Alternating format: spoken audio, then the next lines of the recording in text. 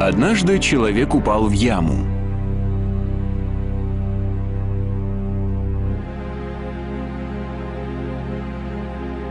Яма была настолько глубока, что сам он не мог оттуда выбраться.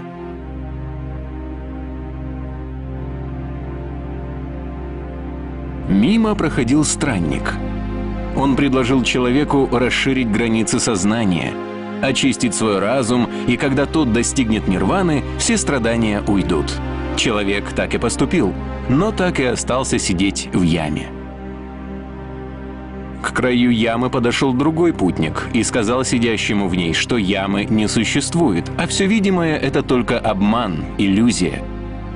И вот несуществующий человек уже в несуществующей яме, но почему-то продолжает там сидеть. Некто третий, проходя мимо ямы, наставлял человека, предлагая совершать добрые дела, чтобы улучшить свою карму. И тогда, хотя человек и умрет, в другой жизни перевоплотится в нечто лучшее. Четвертый человек, подойдя к яме, наставлял сидящего внизу молиться 5 раз в день. И если однажды тот будет найден верным, возможно, заслужит освобождение. Человек молился, как ему было велено, но только истощил себя.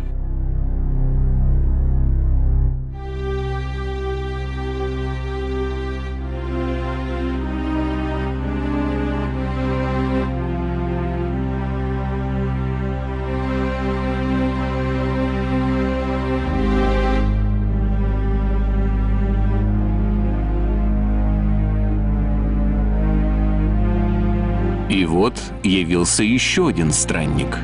В нем было нечто, что отличало его от других. Он спросил сидящего в яме человека, хочет ли тот быть свободен.